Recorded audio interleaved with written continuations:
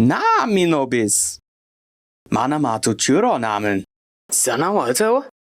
One of the first lessons that I remember being taught as a kid was not to judge a book by its cover. A thing's worth, its essence, is not something that you can gauge from the outside looking in. Nevertheless, each and every one of us do this on a near daily basis. We judge people by the way they dress, food by the way it looks, games by their vertical slices, movies by their marketing, and the list goes on. But as a person who loves stories no matter their packaging, I never thought I would find myself judging an anime by its genre, but that's exactly what I did with Frieren Beyond Journey's End. You see, I'm the kind of person who eats trash for every meal of the day. What do I mean by that? Well, just look at the videos I've made so far. I love garbage anime. If it's got a runaway truck and an incel with social trauma, it's surely gotten my name written all over it. I mean, I didn't start this channel under the pseudonym That Isekai Guy for nothing, but even someone like me, a ride or die Portal Fantasy fan, has been cowed by the overwhelming sentiment that Isekai has wholly ruined the fantasy genre. Don't get me wrong, I still love Isekai. It's because of this that, unlike most people who form this opinion, that take one look at fantasy and throw up in their mouths, I watch with bated breath, expecting certain things. Within the first episode, I expect to see the ground being laid for a power fantasy, a harem forming, and the mention of an adventurers guild. That's why when I first picked up the Frieren manga, I immediately placed it back on my shelf and refused to revisit it. And I continued to stand firm as a die-hard trash boy through all of the online discourse about the series, calling it goated and the best anime ever made. Hell, I even weathered the tropical storm that was Fullmetal Alchemist Brotherhood's ousting as #1 on my anime list, a position that it has held since before I could remember. But of course, I am but a man, and gradually over time my resolve was broken down and replaced with an overwhelming feeling of curiosity. And it was then that Pay Talks Anime and their Exploring Frieren series entered the chat and ruined what tatters of resolve I had left. So after more than a year of hearing people glaze over Frieren, I finally sat down and pressed play, only to find out that they were absolutely right. Frieren Beyond Journey's End is amazing. It has complex characters, compelling morals, fun and well-written dialogue, stellar action scenes, and so much more. But more than anything, Frieren does one thing that I never anticipated it could. It renewed my faith in subversion. So buckle up everybody, because my name is Luckless. I think a little bit too hard so that you don't have to, and today we're going to be talking about Frieren and the absolution of subversion.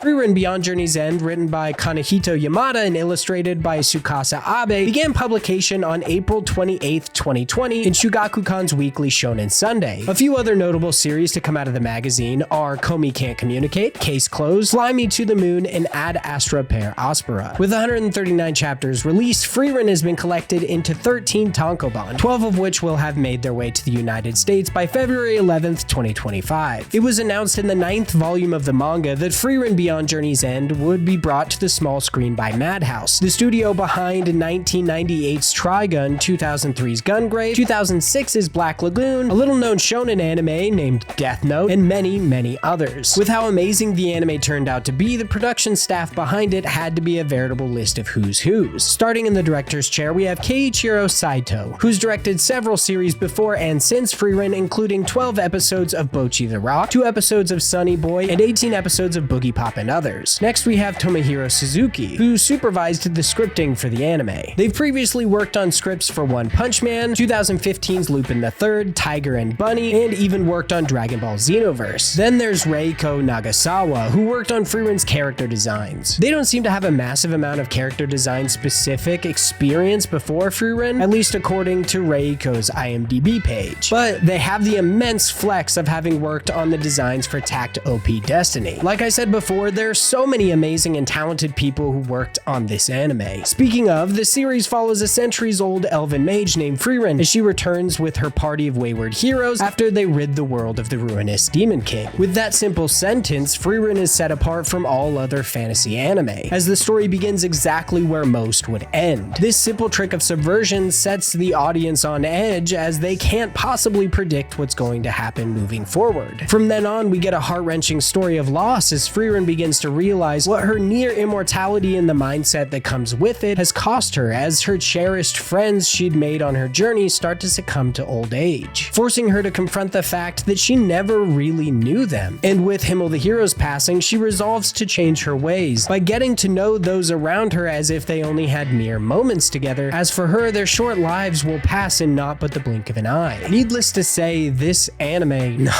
story is a work of art that begs to be experienced. So I don't want to go too deep into it, but as I watched these 28 episodes of pure bliss, I found myself focusing on one thing. Nothing was what it was supposed to be. Or better yet, everything is shown to be the exact opposite of what the high fantasy genre has conditioned us to think. Take Frieren, for example. In a typical high fantasy setting, elves are depicted to be, with few exceptions, somewhat vain. They often carry this air of superiority about them, looking down on other races, as their long lives have given them the time to refine themselves into perfection. This is the case with many, not all, of the elves in Lord of the Rings. Even the fan favorite Legolas falls into this camp, at least for a short time before his friendship with Gimli begins to flourish. A more recent example of this, and one in anime, are the elves within Wistoria Wand and Sword, who look down on anyone who lacks magical talent. Superiority is often the name of the game when it comes to elves, so you can imagine my surprise when Frieren, an ancient elven mage with the ability to likely destroy entire nations with her magic, is kind of a goober. She's constantly just in the background of scenes making this damn ooh face. She falls for every mimic this world has ever spawned. She lets out this little laugh every time she gets what she wants, and the list goes on. Hell, she doesn't even dress or groom herself in the morning. Fern, a literal child at points in the story, does this for her. I don't think you could get a more diametrically opposed character to the elven stereotype than Frieren, and that's what made me fall in love with this anime. Now, I imagine there's at least one hater out there like me who's saying, sure, the main character is fleshed out, but I doubt anyone else is. That's just how it goes in these fantasy slop shows. But we'd both be wrong. Each character, no matter how small, plays with the viewer's understanding of tropes. As long as they're given voiced lines and aren't just random villager number 2, you can expect to be mesmerized by their range of personality. Take Himmel, for instance. He's the hero of their party, a title that I'll admit I don't fully understand in this universe, so you'd expect him to have a strong sense of justice, honor, and respect, which he does. But he has many more layers than that. He's incredibly vain to the point of near obsession. This is shown through flashbacks as Himmel is constantly posing for sculptures and admiring his own looks. These are not the behaviors we would typically associate with a hero, unless they're meant to be played for laughs like Mitsurugi from Konosuba. Yet just when you think that his vanity is Himmel's defining trait, he shows that he's capable of so much more. Like this moment with Aizen as the two speak about the nature of their quest. The 4 of us may well not make it back alive. So what then? Want your last journey to be painful and hard? That's no fun. If you ask me about it, I would take the more lighthearted journey any day, one I can laugh about at the end. God, I love that scene so much. It's so good.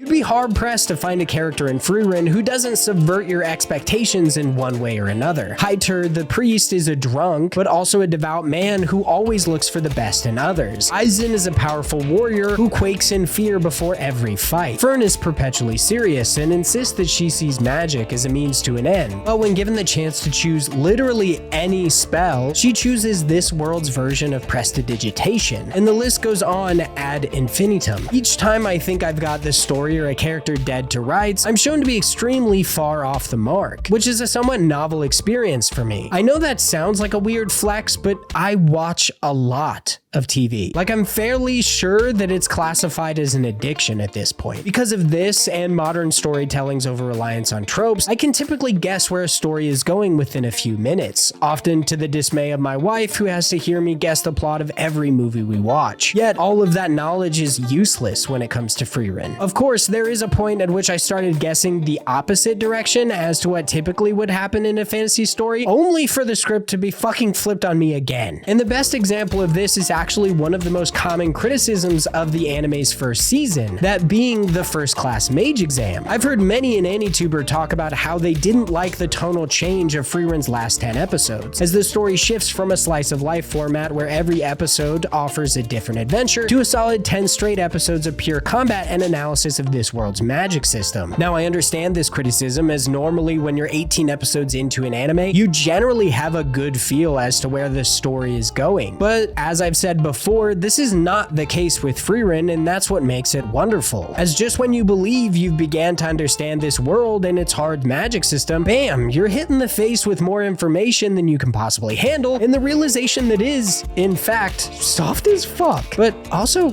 kind of not at the same time. Throughout the anime, we're shown a myriad of spells that do exactly one thing, as Frieren, the quirky little gal that she is, collects these spells. For instance, in episode 2, Frieren wishes to use a spell to conjure a field of flowers to liven up a statue of Himmel the hero. But she doesn't want a field of just any odd flower. She wants blue moonweed flowers, as they were Himmel's favorite, yet she's never seen one, so she can't conjure it. And the episode goes on as Frieren and Fern look for months to find said flower. This is an example of a hard magic system, as it has set rules that need to be followed to cast a spell. She wants a specific field of flowers, so she has to know the flower. But what if she tried to use this spell to conjure a monster that looks like a flower? Could she do that? Before the first class Mage Exam, I would say no, as this is a spell to specifically conjure a field of flowers. But that doesn't seem to be the case, as in episode 19, when Frieren and her party for the first test of the first class Mage Exam speak about capturing Estella. She brings up a spell that should be able to restrain the speedy bird. It was in fact the very same spell that she'd used on a bird-like monster the night before to save one of her party members, Kana. When asked how it could work, Frieren explains that the folk magic, the little spells that she collects, have more loose rules than your average human spell. If something resembles the target of the spell, in this instance a bird, then the spell should work. This brings an air of ambiguity to this world's magic, as who's to say what resembles a bird? This very concept is brought to bear in episode 26 when another of the examinees, Ubel, crosses paths with a duplicate of their proctor, Sensa, a person whose hair is infused with so much magic that it's thought to be incapable of being severed. Nevertheless, Ubel does it, and she accomplishes this purely through the power of belief. She believes that her magic can cut through anything, so it can. Adding the caveat that a person's own belief and perception can affect the outcome of any spell they cast injects an element into this world's magic system, forcing it to become far more malleable. In today's age of fantasy, this is somewhat rare, as ever since Brandon Sanderson coined the soft and hard terminology, they forced much of the genre's magic into polar positions, shackling writers and forcing them to choose one or the other to define their world. But then there's Frieren, a world that exists within the gray, a world where anything can happen and limitations are but a thing of the past. Kanehito Yamada has managed to create something truly special with Frieren, as he built it not only on the back of subverting popular tropes throughout fantasy, but its own viewers' expectations. Characters that we've been taught for generations would act superior and above all life's simple pleasures are instead goobers who are often aloof and gorge themselves on massive plates of meat. But its depths are not just surface level, contained merely to the characters. They are also expanded to affect the world itself and how said characters interact with it, by forcing modern fantasy fans like myself to accept that nothing has to be black or white. A plethora of shades exist within this flawed system's cracks. I mean, the possibilities are endless. After all, we are talking about magic. In the end, as I sit here writing under the warmth of my Christmas tree, I, like our titular heroine, have begun to look back on my journey with this series and realize that I have regrets. I regret that I judged it too soon. I regret that I refused to listen to others as they told me about its majesty, and most of all, I regret having loved Isekai. Nah, I'm just kidding. I'm still a trash boy. Speaking of, be sure to check out some of my other videos. I've got one about the evolution of solo leveling that is guaranteed to knock your socks off. And while you're there, why not leave a like, subscribe, and leave a comment down below telling me what you thought of Frieren. But until next time, I've been Luckless. Now go watch some anime.